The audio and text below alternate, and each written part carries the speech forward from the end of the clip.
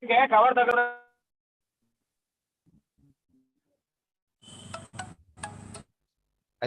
think some audibility is something is hampered. That's okay, sir. Now I'm audible. yeah, you are audible. Yeah. You're audible, sir. You're audible. Thus we can maintain the same voice. It's okay. Sure.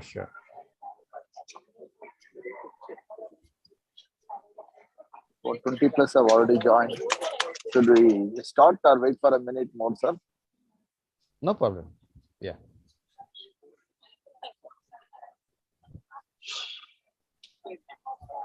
Sir, we are live. We can go ahead, sir. Okay. Pratik bhai, can we start, sir? Yes, I think we should start. Okay. Yes. So, Now, good morning. students, Yes, sir. Good morning, students. We once again welcome you for our this Regain program. It's very glad to meet you once again on a Sunday morning. I take this opportunity to welcome our course director, Dr. Pratik Das.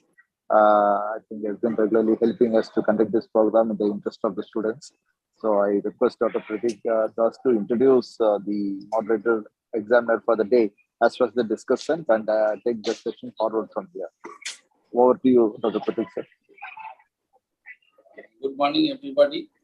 After some time, we have now 2 classes, and after a long time, we are in Sunday.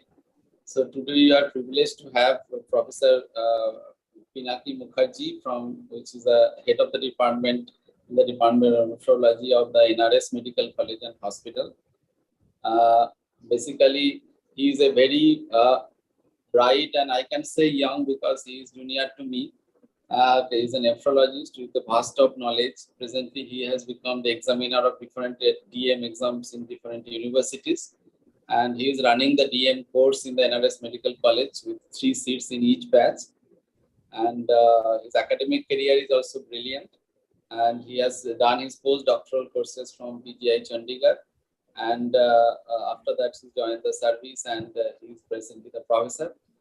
And we are very eager to hear or learn from him through the presentation of Dr. Kity Sarkar, who is a resident in Nephrology DNP 3rd year in Rabindranath Tagore International Institute of Cardiac Sciences. So without wasting time, we should proceed for the presentation. And it is a classroom program, so I think we will learn many things from both of them. So should I start, sir? Thank you, Dr. Pratik Da, for your very word and introducing me. And it is a real privilege to me to be a part of your learning class program. And I know it is a very popular program, and it will help a lot for the most of the DM and DNB students through this learning process. And this is a good model to adapt in other states as well. So this is a great job done by you and your team, and also definitely from the sponsor team as well. So you can start now. Yeah. Good morning, my respected teachers. Today, I'm going to present a case, which is a 56-year-old female housewife from Bhagalpur, presented with the chief complaints of fever for last 12 days, cough with progressive shortness of breath for the last 12 days, and gradually progressive pedal edema with swelling of the whole body for the last 1.5 months. The patient was admitted in the hospital on 29th of August and was examined by me on 6th of September. Now coming to the history of present illness, 56-year-old female, a housewife from Bhagalpur, who is a known diabetic for more than 20 years and hypertensive for more than 15 years, presented with a complaints of fever. The fever was initially during the dialysis with chills and rigors, which has increased to daily intermittent high-grade fever of 101 to 102 Fahrenheit, which comes around 2 to 3 times per day for the last 12 days. She has also developed cough for the same duration. The cough is productive in nature, whitish in color with mild whitish in color of the expectoration with mild to moderate expectoration. She noticed progressive effort intolerance and swelling of the whole body for the last 1.5 month duration, which is also associated with gradually increasing edema and paraledema of her.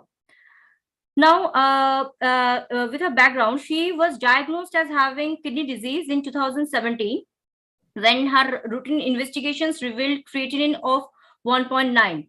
She did say that she had frothing of urine for last more than 7 years, and she was started on injection insulin soon after her diabetes soon after her creatinine raised creatinine was diagnosed, and her diabetes medications were unable to control her blood glucose, so insulin was started, and her antihypertensives were also adjusted and increased from one drug to two drugs.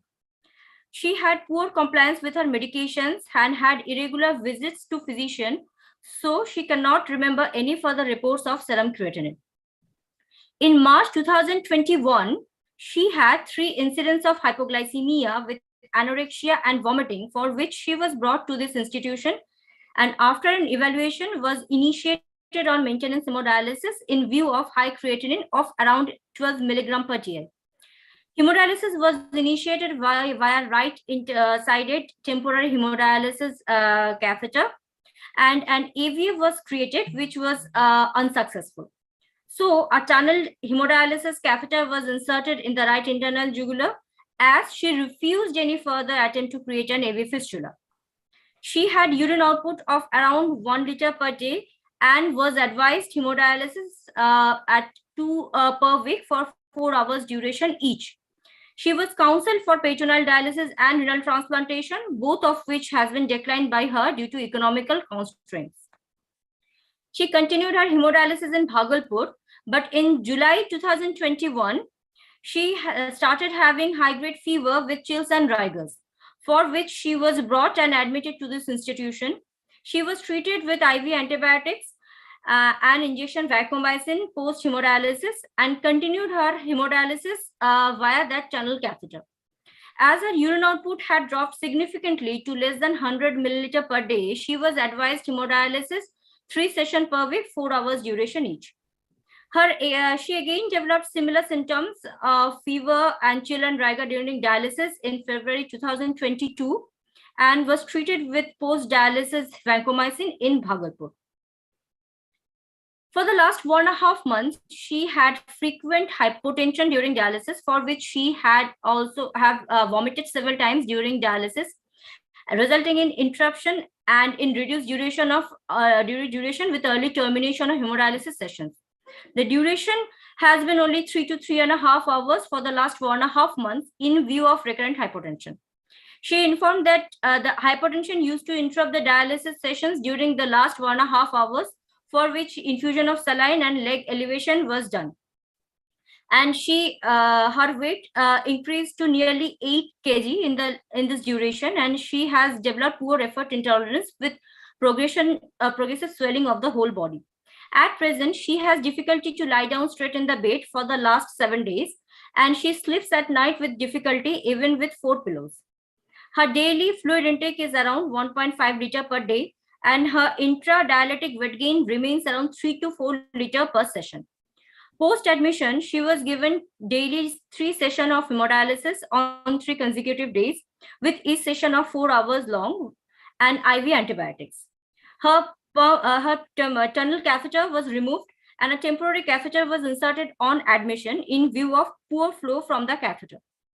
She was counseled, and a brachial AV fistula was created 1 day back in the left side. She has no history of any blood transfusion, any bone pain, any back pain, chest pain, any history of hospital admission for any other reasons. Coming to the personal history, she is a housewife and has studied till 8th standard. She has 1 daughter and 1 son, and no history of any abortion. All the deliveries were conducted at home. She has reached her menopause 10 years back. She is addicted to chewing gutkha and pan masala, and she cannot remember how many times she intakes the gutkha and pan masala per day, but it's nearly more than 10 times per day. She takes non-vegetarian diet with roti, fish, egg, and milk products. She has no history of tuberculosis, jaundice, or any joint pain or any fracture. She has no history of any allergy or no history of intake of any Ayurvedic drugs. Coming to her family history, she lives with her husband and one son, daughter-in-law, and two grandchildren. Her father died 10 years back with lung cancer, and her mother is still alive with no known comorbidities. She has three elder brothers. One of them is diabetic, but no history of any kidney disease in the family. Coming to the drug history, she is at present on 3 different antihypertensives, which she cannot mention properly. But she has been advised to avoid those antihypertensives before dialysis on the day of dialysis.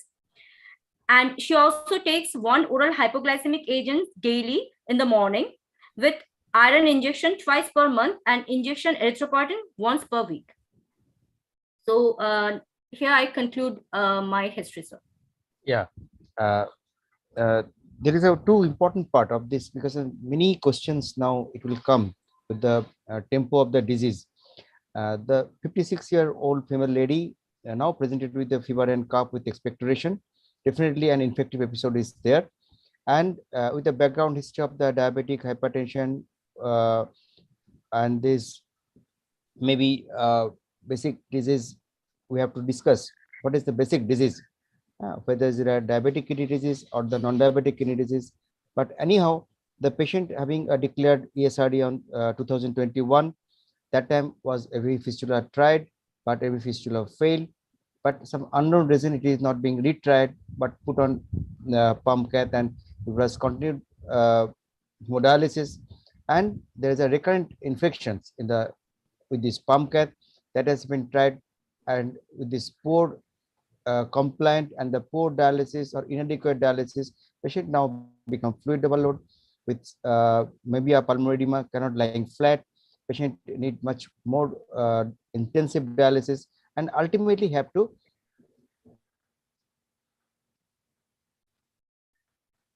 put on every fistula again after a long duration of your presenting treatment.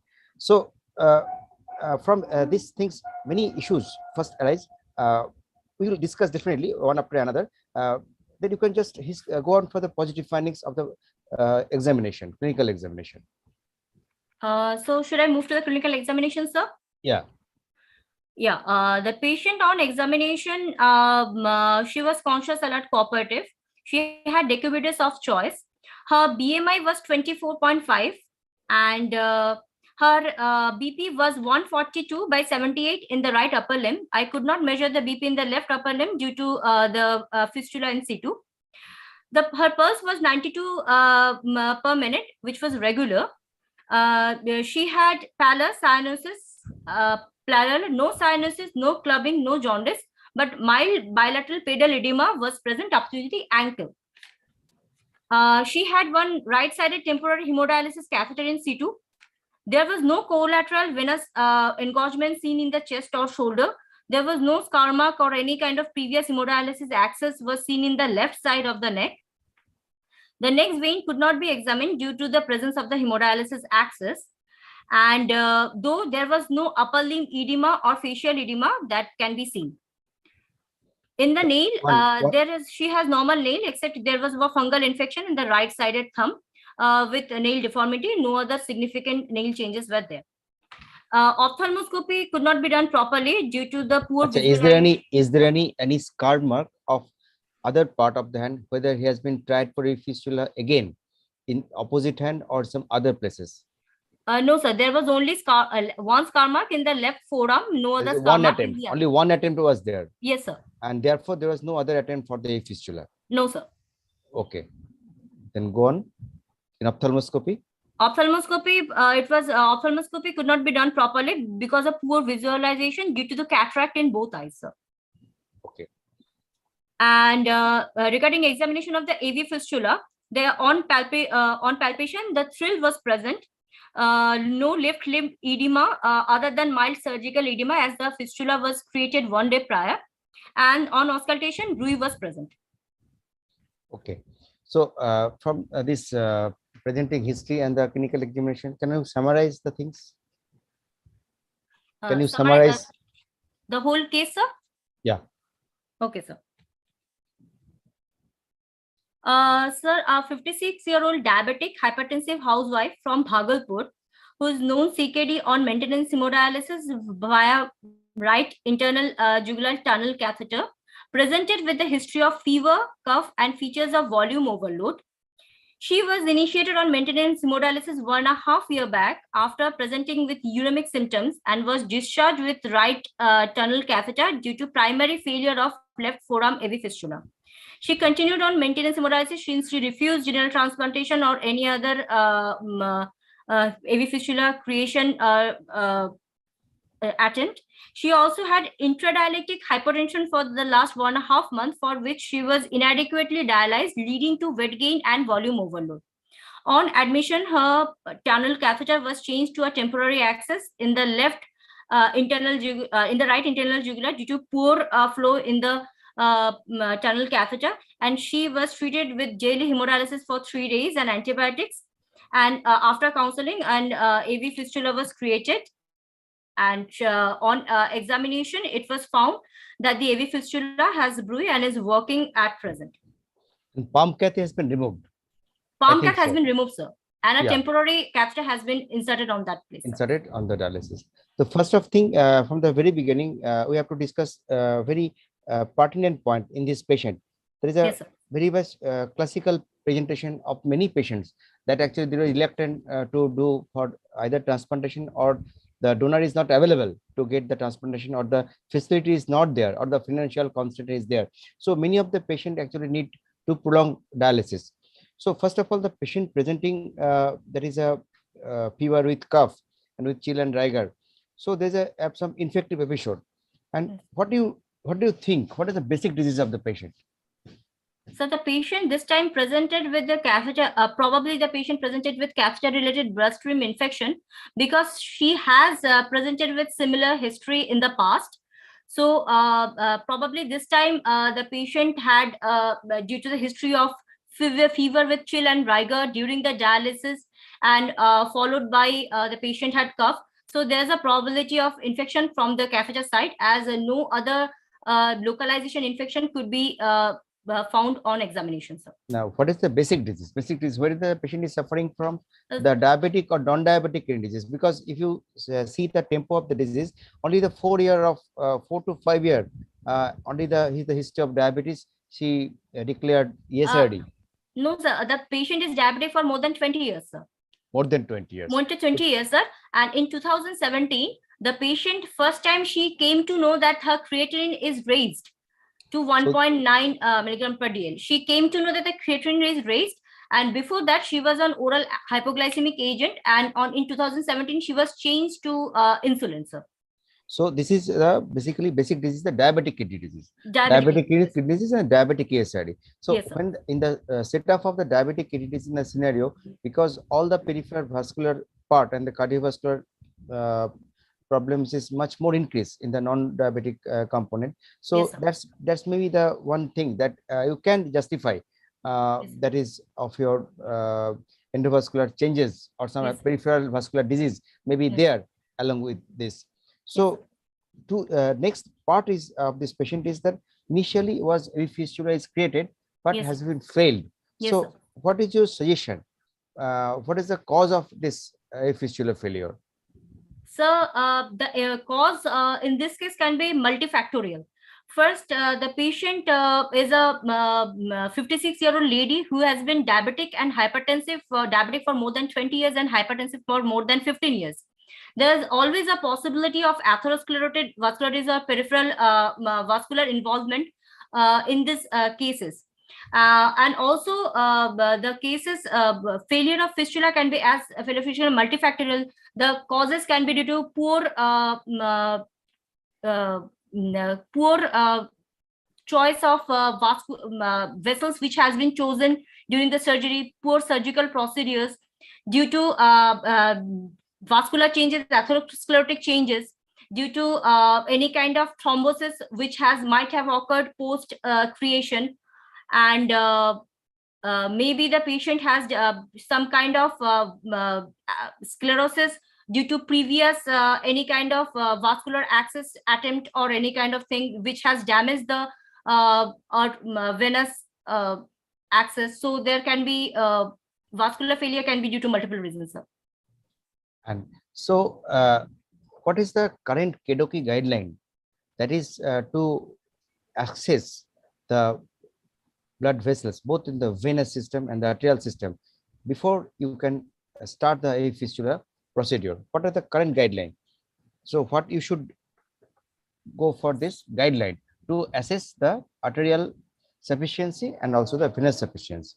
So first, the patient should be well before ESRD. The patient should be referred to the nephrologist and to the vascular surgeon for assessment of the AV fistula creation and for preparation of the patient. The patient should be at least sent to the nephrologist when the GFR is around 30, and should be sent to the vascular surgeon for evaluation. An attempt of creation of a fistula should be made when the GFR is around 20. So, and the vessels patient should be examined by the vascular surgeon, both clinically, and investigations should be done to assess whether the upper arm vessels are compatible for creation of AV fistula, or any other modalities like AV graft needs to be put in this case patient. Regarding examinations, the vascular, the normally examination which are done, should I say all those examinations? Yeah. Okay, yeah. Because this is the current guideline. Everybody should know before you can, because being a nephrologist, you should know what is the adequacy of the Yes, vein and what yes, is the thing you should know before prioring. Because many of the cases, if you justify your patient or your you can also make out the vein position, vein site, and all this current guideline is there. Many of cases you will be the successful. And suppose, and if you have some critical point where there is really a very extreme condition, you cannot go for the AV fistula. In this case, this is, you have to go for the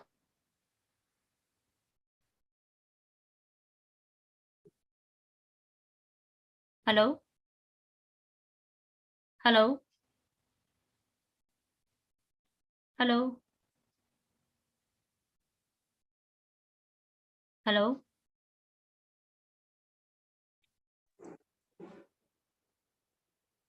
Hello. Hello. Yes, madam. Hello. other way of access creation rather than directly going to the fistula. Go how you'll see these things. Hello. So I'm not really sure whether it's my transmission. I'm unable to hear you, Not sir. yours. I think Pinaki Mukherjee has got some problem, has left, but I think he'll rejoin. Just wait for some time. Okay. So for the students, basically, it is important to know the basic disease of any basic disease, whether whenever we're talking about it in CKD stage 5 or end stage kidney disease, you should know whether the disease is a specific etiology. You can know, because this has got multiple advantages, because you can plan for your future RRT, your outcome. If you plan for transplant, you can prepare the patient in that way. Especially in the diabetic patients, diagnosing a non-diabetic kidney disease is of extreme importance, that for the prognostications, and that is has an outcome oriented issues. And vascular access is one of the important things, and for that you need to know what is a successful fistula or a successful graft and how to assess them. Exactly. Yes, yeah. Actually, there's some interruption in this connection. So that is very important that Dr. Pratik is telling. That is two basic important for the nephrologist for the future outcome, and also the to the progression of the disease, and also the events that you actually face every day. That is the basic disease. So if the patient is a diabetic kidney disease, because almost as you have said rightly, there is 20 years, and with this almost 4 to 5 years, the creeping up the creatinine gradually, and then now lead to the ESRD. So mostly it is a diabetic kidney disease, I think. But regarding this discussion, what are the way you can just tell by the examination, history, and also some test whether your arterial system is very sufficient one? First, sir, the patient should his appropriate history should be taken, where it should be inquired whether any kind of peripheral access was done in the vessel concerned. Any kind of peripheral access previously done can damage and cause sclerosis in the vessel involved. So that will lead to ultimate failure of the fistula creation, sir. Secondly, sir, all the patients should be examined with adequate exposure, seeing whether any kind of central venous prominence or any kind of collateral vessels is there in the chest or in the shoulder area, whether any facial puffiness, any kind of neck swelling or arm swelling is there, which can indicate any previous attempt of central catheter insertion or any kind of ICD insertion or any kind of previous cardiovascular procedure which has been done on the patient, sir. Third, sir, the patient should be examined by the vascular, the BP of both upper limbs should be measured, where it should be seen that whether there is a difference in the BP in the both upper limb. If the BP is difference is more than 20 millimeter of mercury, then it should be any kind of it should be evaluated, and arterial system should be taken into consideration, and proper evaluation with angiography can be done depending on the history of the patient, sir. What is Allen test? So Allen test actually sees whether it's done bedside with the patient arm palm in upwards position, where both the radial artery and the ulnar artery is compressed simultaneously, and leading to obliteration of both the arteries. Then the patient is asked to flex and exercise with both the palm and arm, leading to blanching of the arm. After that, gradually the ulnar artery is released, seeing whether how much time is required for the blanching to disappear. Like how much time it is taking for the blood to reperfuse all that area. So, and simultaneously, all the procedure is repeated with the radial artery release. Sir. What is the much more sensitive to see? Because sometimes if it is ulnar artery or even the radial artery is not totally blocked, but it is a partial block, what is a sensitive way to do the positive Allen test? How it will done? Because you will keep the photosensitive plethysmography, PPG, yes, and there are two probes. You can keep it. One is a great finger, and one is a there is a corner small finger, and then you can one by one. That is, first you obliterate the radial artery and see the wave, then ulnar artery, see the wave, and then compression of the both the wave and the see the wave, and you can release the pressure and see the wave, and then you compare all the wave. Then from there you can also at least assess these things in this way. Then what other tests you will do? So other test, Doppler of screening of the vessels can be done, sir, to see whether there is what is the diameter of the artery and the venous system, whether there is any kind of atherosclerotic patches can be made out, or any kind of any kind of branching veins, or any kind of other obstruction can be made out, sir. There is another test called tourniquet test. Tourniquet test, yes. What is tourniquet test? So here the tourniquet is applied, sir, and the vessel's diameters, the venous diameter is measured.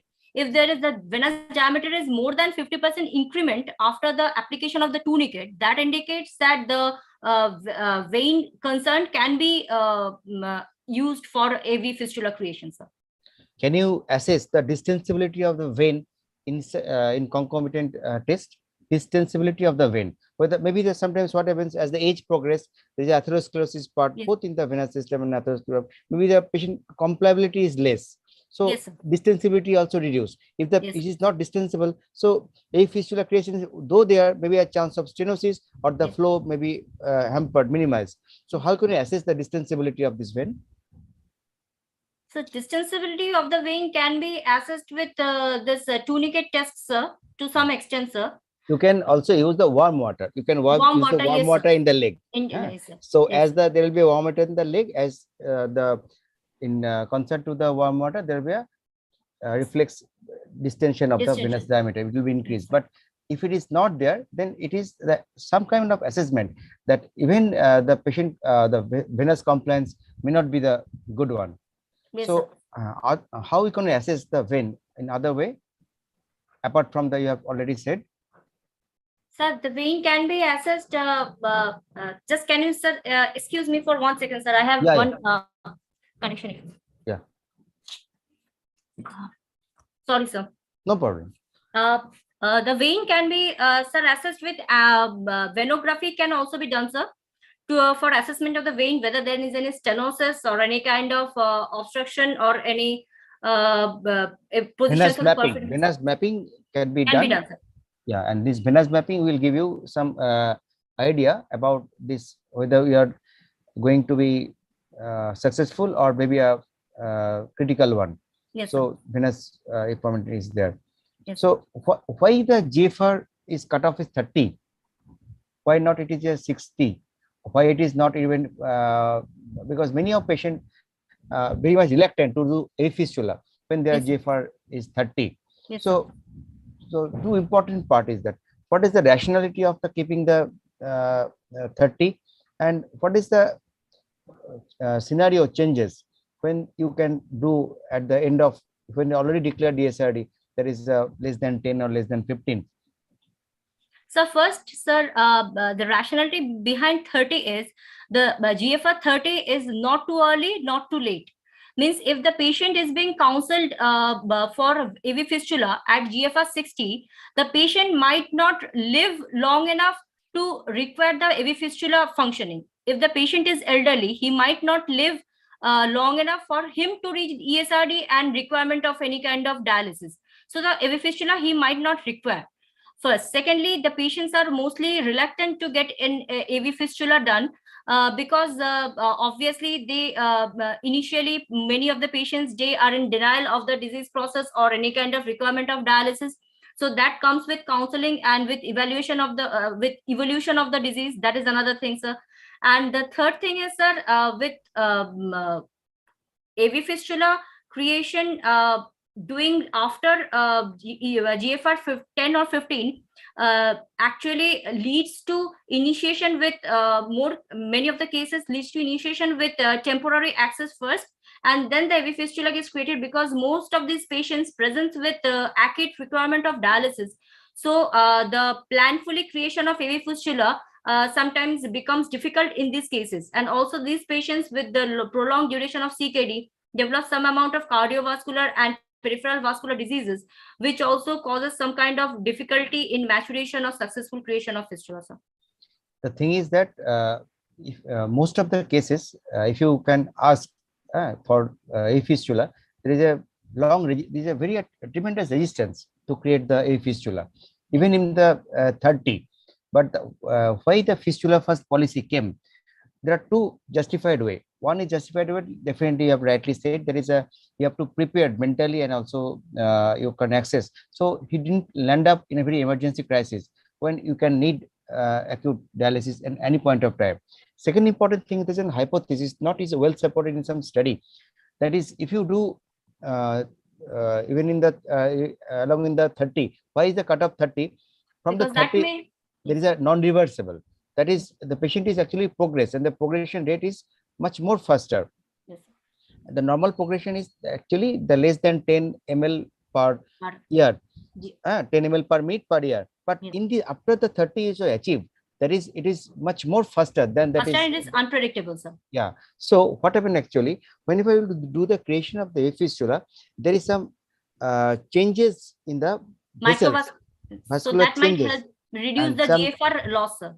Yeah, and that is the what happens actually, there is some in long run. Three important changes. One is the NO liberation, there is the nitric oxide release is much more, prostaglandin effect is much be there, and endothelin receptor and all these things also will be activated. So somehow the microischemia, that is actually main the cause for this, actually the progression of the disease is also increase if you don't do the fistula. But the patient who is on the fistula at the right time, actually you can somehow, though little, you can halt this progression and you can get so much more time in comparison to the who is not in fistula. So fistula formation in at the 30 of the cardiac GFR is Yes. much more better in comparison who actually wait for the fistula till it reach the ESRD. Yes, sir. Yes, sir.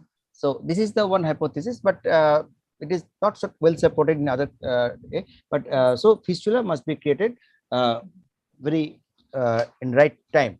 Yes, And sir. another part of your discussion is that if fistula failure, so what are the possibilities if the fistula failure is there, what are the possibilities can do to that is the reactivation or refunctioning of that failed fistula?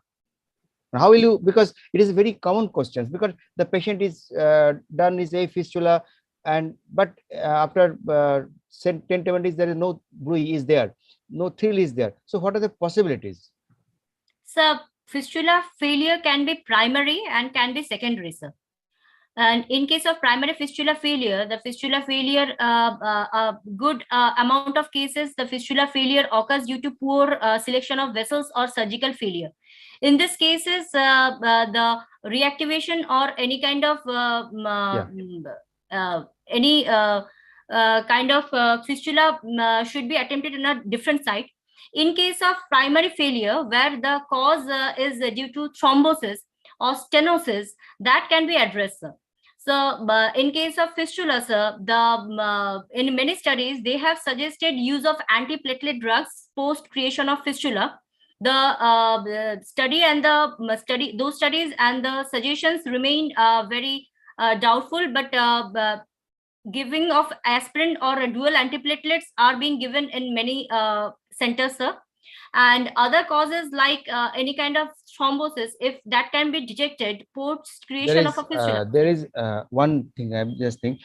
There's a one issue, because there is some belief if the patient is put on there is a dual antiplatelet, even in the antiplatelet prior to that of a fistula, the chance of failure is less, and there's a maintenance of the fistula is much more. This is not hold good in Yes, sir. long series of cases. Yes, sir. So it is not inferior, but so it is totally Doubtful, center specific things. So The it is, doubtful, sir. yeah, it is not so that is if you start there is an adequate dose of the antiplatelet or the aspirin, it will be much more better. Only it depends upon the actually your vascular thickness, the nature of the patient, nature of the disease, where Yes, you actually start your dialysis. And And the many questions comes even in your patient, sir, I have an mono bruise there, what I should do? So how do we approach this type of patient? Definitely you have likely said so what are the actually available things in our situation to Sir, just Doppler, yeah. refunctioning of what the created fistula? The created fistula, which is primary failure, sir. First, and Doppler should be done to assess that whether what is the issue with the fistula, whether there is any thrombosis or not, sir. In acute, if there is a thrombosis, it can be addressed, sir. But in acute, sometimes in acute creation, after acute creation of fistula, it gets a little bit difficult to address the thrombus, but it can still be done both medically and surgery and redo operation. Or if the patient presents with a stenosis after a short interval, the stenosis can be addressed with endovascular procedures, where the stenosis can be dilated with the balloon angioplasty, and so that the fistula can be used after primary failure. So, and if it is such availability is not there, then suppose many centers have no such there is availability of the balloon angioplasty, all these things, then how what are the other way you can do this? So obviously, in absence of any kind of angioplasty procedure, the surgical redo procedure might have to be done to avoid that stenotic part, because otherwise, in absence of any kind of endovascular procedure, the stenosis will be difficult to overcome, sir, and the fistula will not mature, sir. So if such patient is actually multiple failure, suppose, then what is the next step? Yeah, because it may be or may not be there, but we have to come across many patients. The patient having a created fistula that is failed, then what are the other next step, other possibility?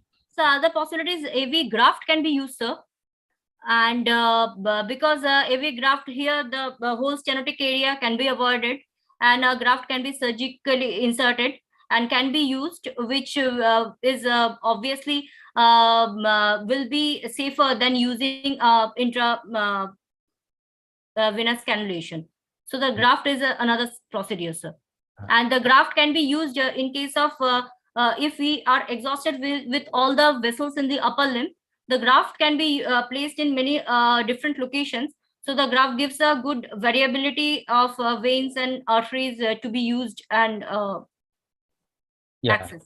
Before going to the graft, because the problem with the graft is very costly, and if the chance of infection also graft is quite little good. bit higher. So before, so going, and the thing is, if the infection, you have to definitely make out, you have to change the graft. It is not possible in a one patient multiple times. So the main idea is that whenever you want a failure, I mean, it is a non-reversible, one. So you have to attend in a higher up. So if it is radiocephalic, you can go the brachiocephalic. Maybe the diameter is high, it may be done.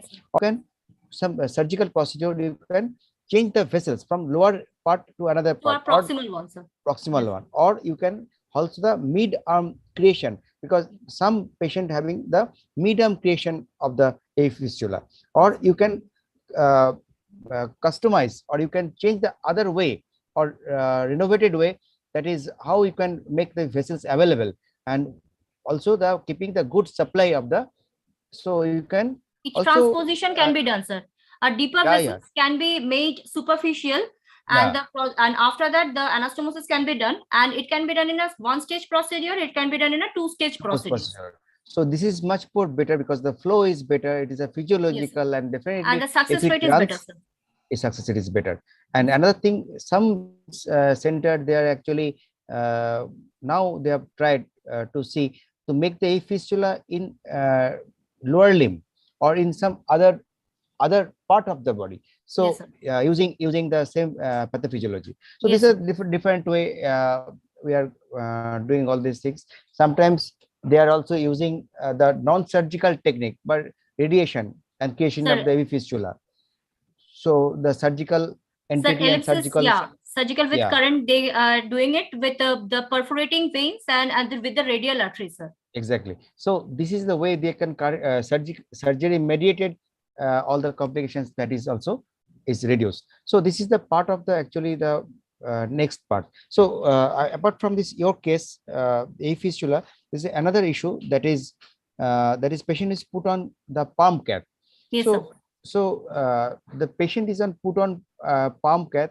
How long you can keep this palm cath? Because this is the now important part. The patient having a one AV fistula, they have not tried for the next one AV fistula, but you can also put on palm cath and then left on your village and continue on dialysis. So what's the current guideline? How long you can put the palm cath? So the first dialysis. Yes, sir. First of all, sir, these kind of patients should always be counseled for AV fistula creation. And according to the guideline, a patient with her history and her profile doesn't fit for a temporary permanent tunnel catheter access creation, sir. She should be first fistula or a graft should be attempted in patients like her, if the patient is not being planned for any kind of transplant surgery. Temporary or tunnel catheter should be kept in patients where it is presumed that the patient won't live for more than 1 year, or the access creation cannot be done in the next 3 months, or the transplant is planned within the next 3 months. In all the situations, or any kind of temporary graft dysfunction or peritoneal dialysis complications, a tunnel catheter is indicated, sir. But in her profile, the tunnel catheter is not indicated as per initial profile, but as she refused any kind of vascular access, a temporary dialysis catheter was done. Normally, a dialysis catheter should not be kept for long, because it causes central venous stenosis, and it Exactly. increases the chance of infection along with metastatic infection like endocarditis, any kind of osteomyelitis, any kind of epidural abscess. So it should not be kept for a long period, and alternative vascular access should be sought. So she should have at least tried for the fistula. Prior to that, you can continue the, because for his the adequacy of the dialysis is hampered.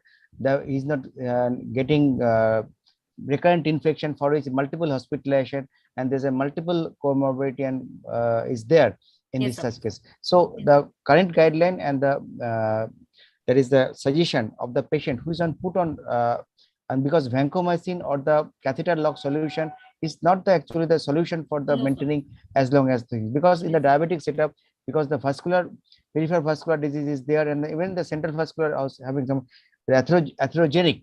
So there are much more chance of thrombosis and the stenosis as well. So one point is that another thing important should be discussed here, is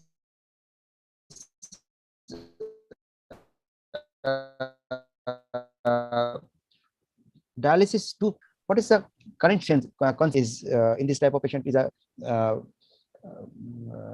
being only the pump cath may not be the flow, may not be the adequate. So do you think this 2 per week is sufficient to maintaining the KT/V? Sir, can you please repeat, because I was having difficulty in listening to you, sir. Sorry, sir. Okay. Because after this, even in the pump care, the patient is on hemodialysis 2 per week, and in many centers we have see the many patients having now 2 per week. So what is the current consensus guideline? 2 per week can achieve the adequate KT/V for the dialysis? So actually, Hemodialysis. first coming to this patient, sir, this patient initially she had a urine output of 1.5 liter. So 2 per week dialysis was advised, but which was changed to 3 per week since her urine output reduced to 100 ml per day. So now coming to the guideline and the suggestions, so initially increment dialysis is always a possibility for hemodialysis patients. In this case, like the increment dialysis has been done, where initially she had a urine output of 1.5 liter.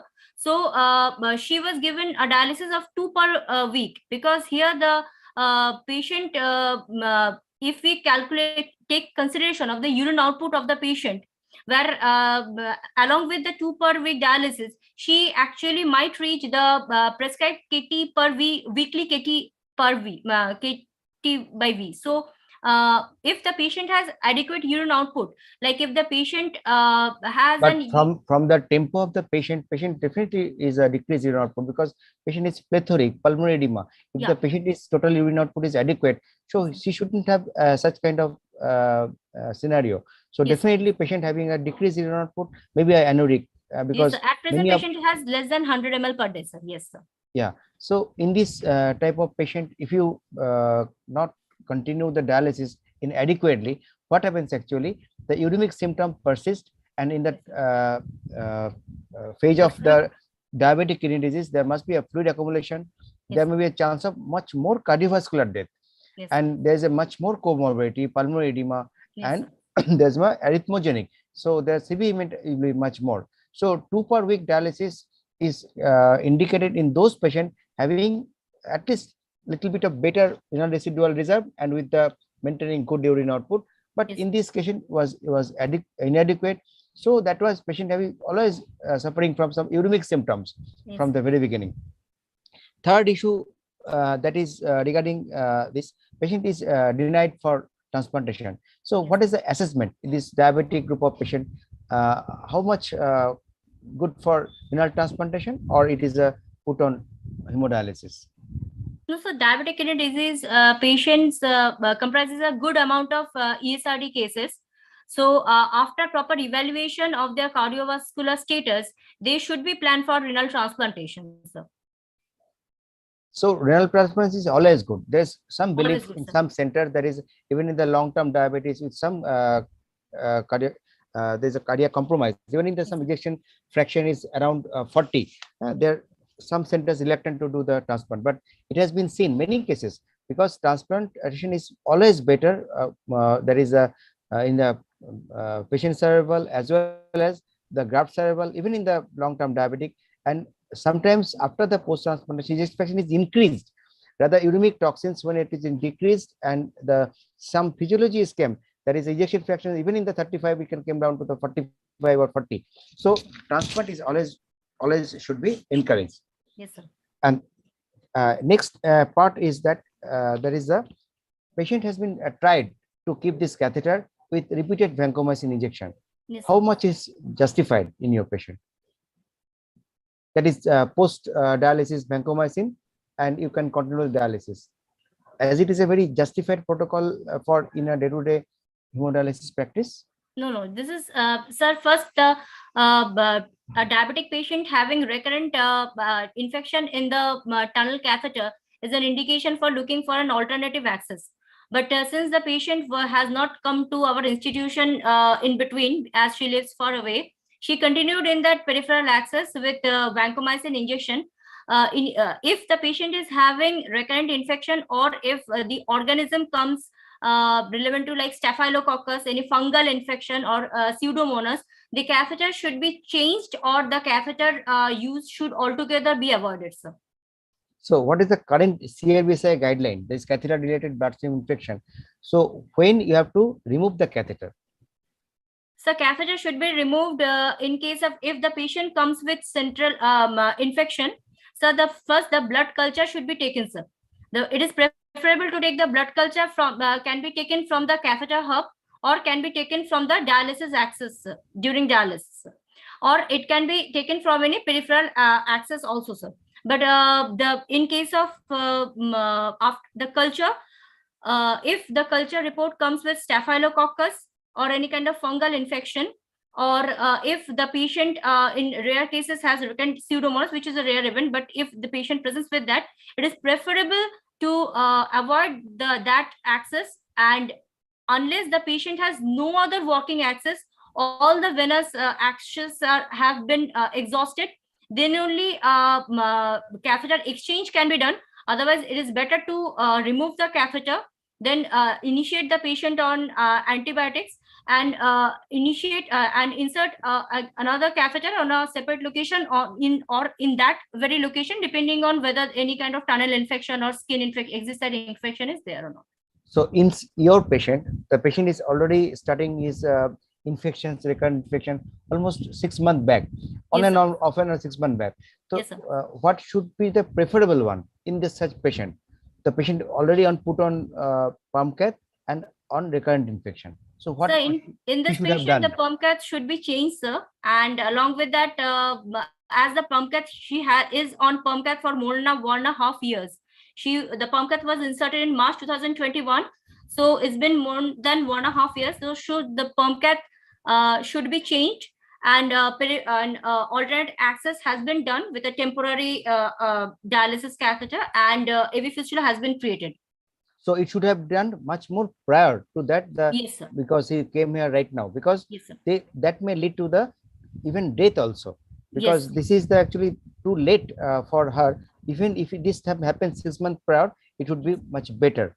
Yes. So every nephrologist and the primary care physician should be stick to the current guideline, to the CRBSI, and do accordingly. If the patient there is no other access, then you can try with this, but it can be detrimental and the fatal if you continue beyond the timeline. Yes. This another part that your patient having, there is a fluid overload. Fluid overload, patient having pulmonary edema, patient is really need very frequent dialysis and extensive dialysis, and the intradialytic hypotension. So this is maybe the two part. That is the inadequate dialysis. Yes, so having the EF clearance is not adequate.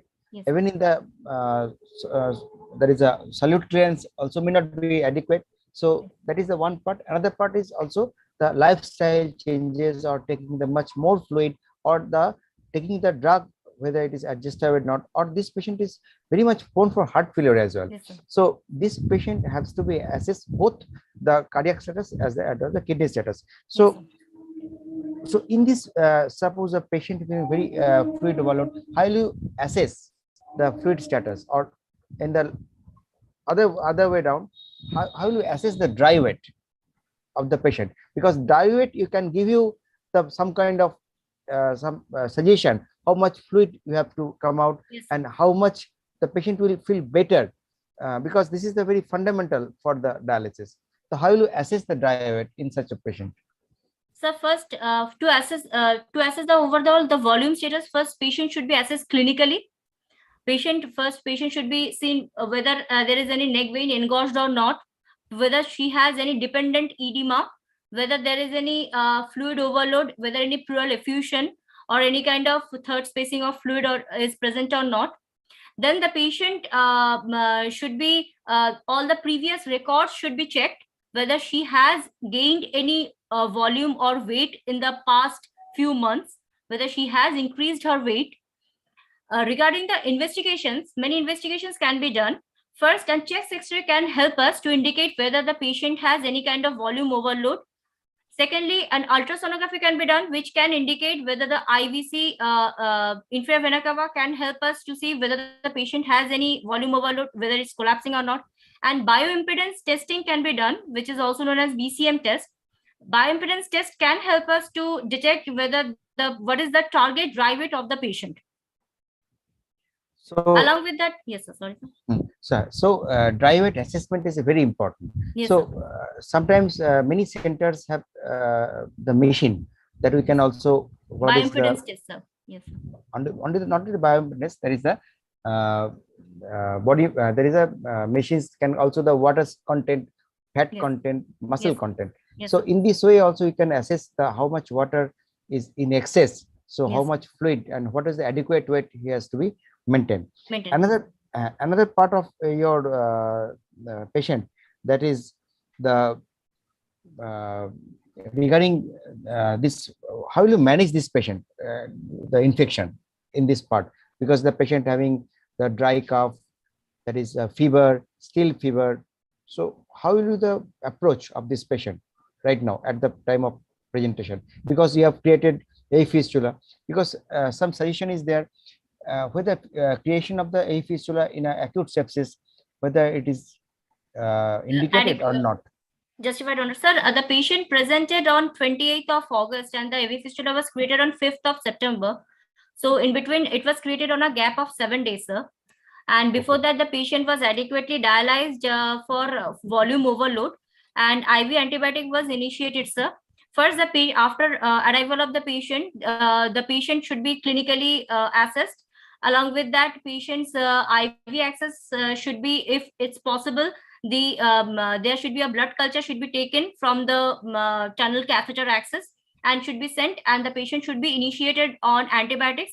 The antibiotics should cover both gram positive and gram negative coverage should be given, provided that the patient has less likely chances of having any kind of fungal infection.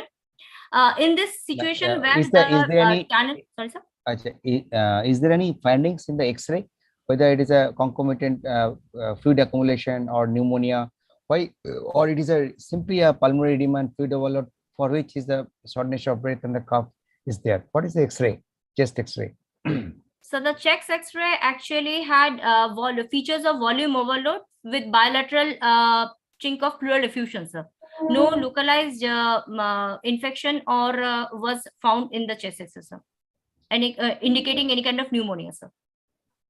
So it is a very clearly thinks that is maybe the patient is a inadequate dialysis, or maybe for long way it was a recurrent infection.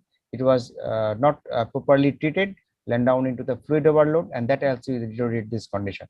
Yes. Now we are at the vague end of the discussion, and just we can touch upon some few points, because we know need see this type of patient is an intradialytic hypotension. So what is the cause for this intradialytic hypotension in this type of patient? So intradialytic hypotension in these patients can be due to many reasons, sir. First, the most common cause of intradialytic hypotension is increased weight gain during the intradialytic period. This patient tend to get more amount of volume in the intradialytic period with a good gap between the dialysis. So during the dialysis, when more fluid removal is attempted with huge ultrafiltration, that causes an intradialytic hypotension, sir. Secondly, these patients can have cardiovascular comorbidities leading to poor cardiac compliance. So during dialysis, the patient has the maybe due to diastolic dysfunction, or maybe the patient having a previous history of any kind of pericardial effusion or pericardial tamponade, or any kind of decreased myocardial contractility, or previous history of ischemic heart disease, can lead to decrease in the BP during dialysis. The patient during dialysis, the BP fall can be due to secondary to autonomic neuropathy, which is very common in these kind of patients. So all these factors can lead to intradialytic hypotension, sir. Or the patient might have been taken inadvertent antihypertensives just before the dialysis, which is causing the intradialytic hypertension, or during dialysis, the patient is taking a huge heavy meal.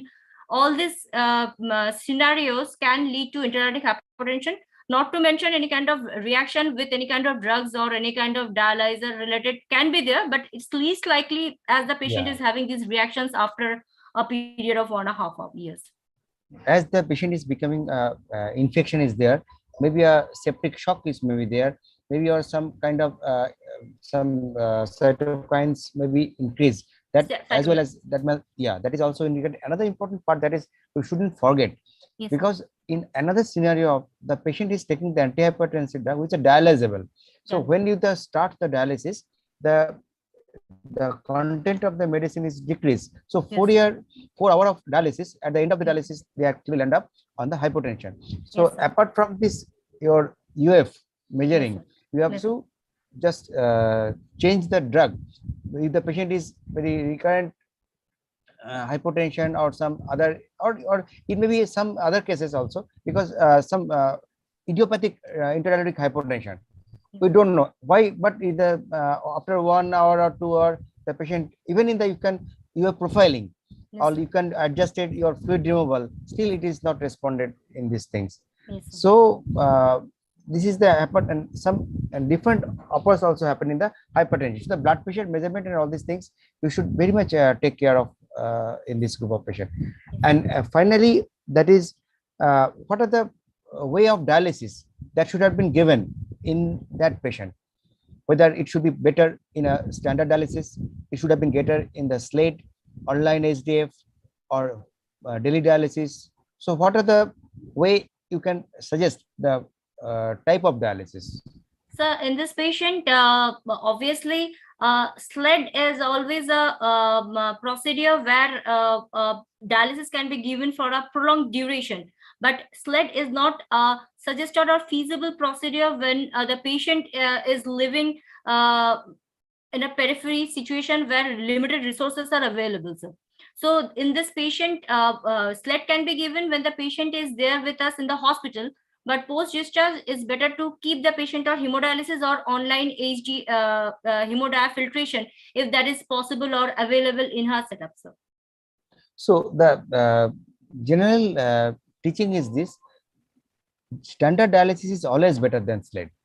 So if it is possible, that is the standard dialysis is there, even maintaining the BP is around 100, 110, and it is there. It is always better. One.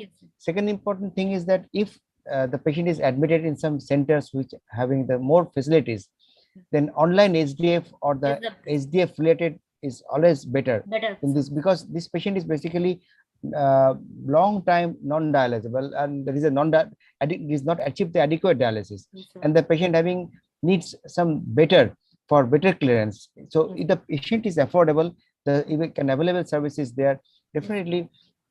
Some recent study also shows the HDF is much better than the standard hemolysis. So in this way, another important part that is actually come across the adequacy of the dialysis. So whether it is a 2-part dialysis, 3-part dialysis, 4-hour dialysis, daily dialysis, or nocturnal hemodialysis. So how you fix the things? What is the ideal way of prescribing the hemodialysis in this type of patient, actually where primarily for long time is not dialysis is adequate, patient is now uremic landed in a pulmonary edema. So which kind of dialysis and what is the dialysis prescription you should suggest for her? Sir, dialysis, if I go by the guidelines or the suggestions, it's always better to go with frequent short hemodialysis, followed by nocturnal frequent hemodialysis, and then intermittent hemodialysis. Sir. But in our setup, prescribing a patient frequent short hemodialysis or frequent dialysis sessions will be a little bit difficult because of economical constraints or due to the availability of the dialysis access and everything. So it's always advisable to give intermittent hemodialysis with at least 12 hours of dialysis per week with a delivered with a suggested Kt by V of 1.4, which can be delivered at least at that 1.2. Now, what is dialysis dosing? What is the dialysis dosing? Because many patients have need different type of dialysis. So why the forward thrice a week dialysis has been kept? What is dialysis dosing?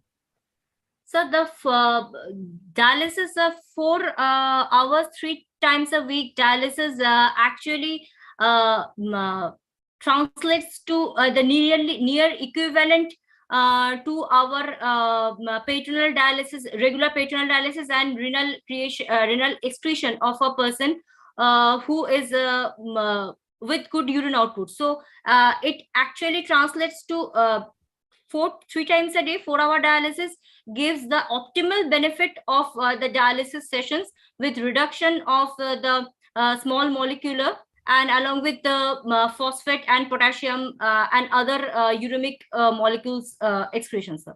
Clearance, sir. That is actually it has been seen. Even the patient having the much more frequent dialysis or either in a by hour or in a dosing, there is no extra benefit. And all these things and all the everything is that the dialysis is the procedural state. So whenever the dialysis, there is a myocardial stunning is there. So if you increase, so it is not cost effective because it is using the much more time. So cut down his time, much more use of dialysate. And the thing is that no beneficial clearance, because when it has been cleared, no toxins or solute is not remaining to clear it again. So you have to keep some time to accumulate this, and then you have to just make it float. So what is the things the dialysis is doing is that the adequacy of the dialysis, even in the duration and the hour, just to achieve the Kt/V adequate level in particular dialysis setting. Yes. So should have been this patient having better in case of if you put on peritoneal dialysis, the diabetic background, there is reluctant to get into the hospital. No, sir, that will be difficult for her because she already has a frequent history of infection during dialysis, sir. So she lives far away from the.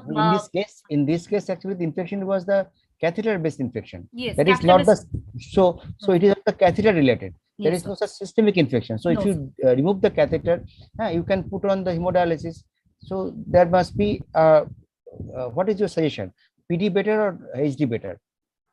So in this patient, is better to in this case PD can be done, but since the patient is diabetic for more than 20 years, with who lives far away from the hospital and far away from our institution, and her compliance with the doctors and medicines is not that great, it might not be a good idea to advise peritoneal dialysis, but she should be counseled.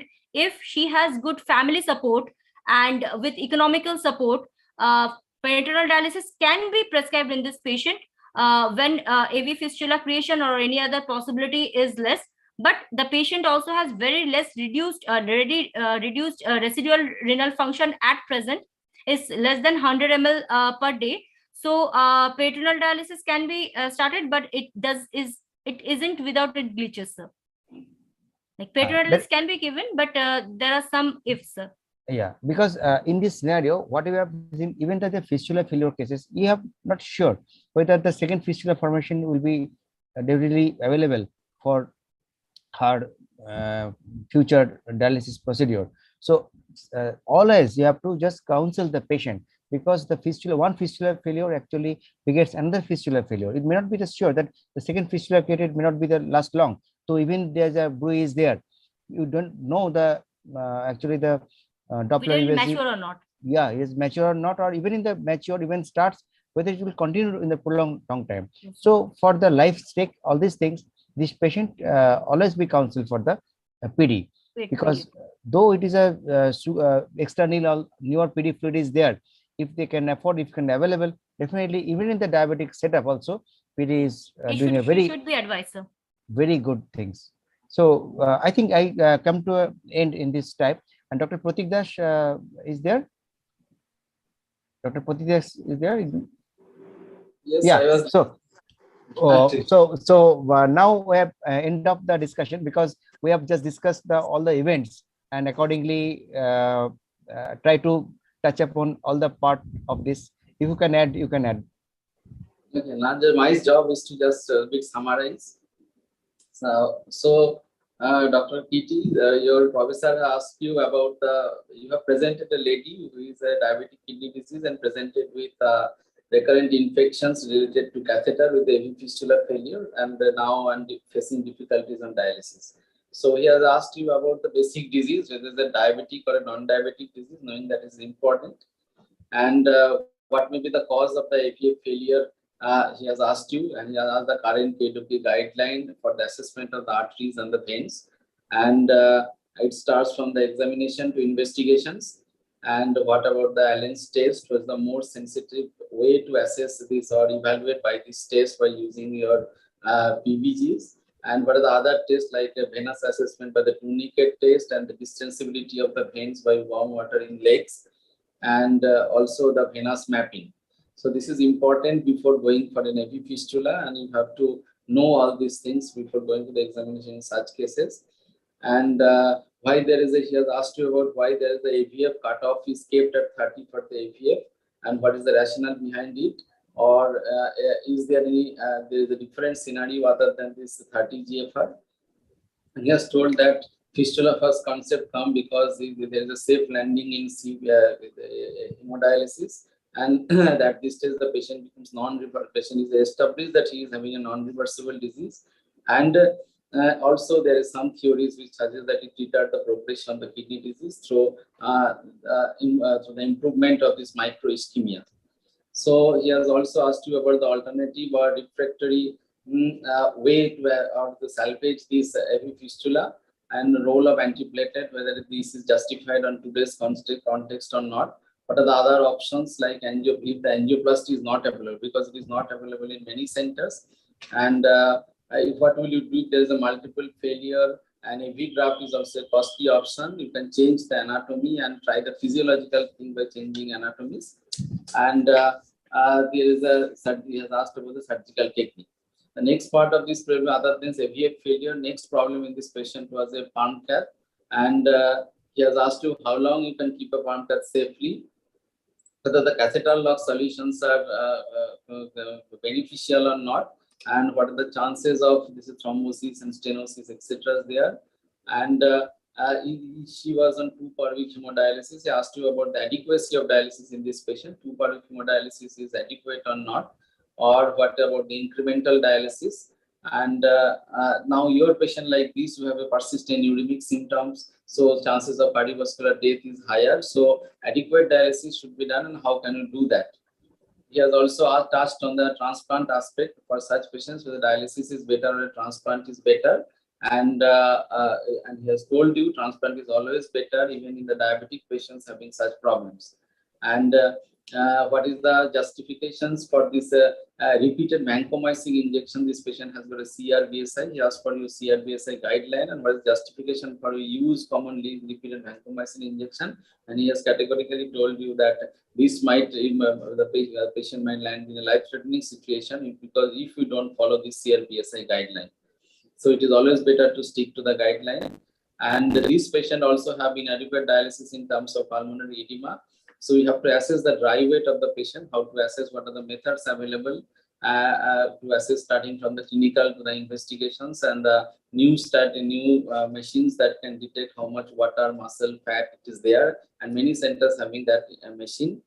And for these patients, how do you manage these infections? This may not be an CRBSI alone. They may be concomitant pneumonia or volume overload. For that, you need to see the radiological test like chest X-rays.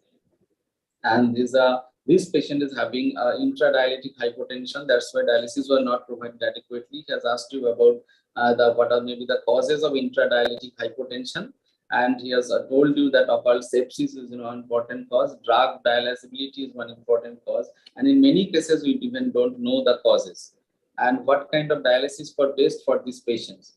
And what is the slate or online HDA for a daily dialysis or a nocturnal dialysis. So he has always told the standard dialysis is always better than the slate. That's an important learning. And if the facility is available, online HDF is good for such patients. And for these patients, what will you prescribe? A daily nocturnal dialysis because your patient is slightly aged, diabetic, pulmonary edema. So how do you assess the dialysis dosing? What is the dialysis dosing and what is the rationale for 4 hours, 3 per week dialysis? Because many studies have shown that beyond that, there may not be any, there is practically no benefit by incremental dialysis. So whether the PD is a good option for these patients or not, and because this patient has a repeated catheter-related sepsis, intradialytic hypotension, and a fistula failure, such patients are a good candidate for PD. Just only a few concerns are there. One of them may be a volume overload, another is the cost, etc. If you can do that, then you can plan for such patients adequate dialysis and give her a better life.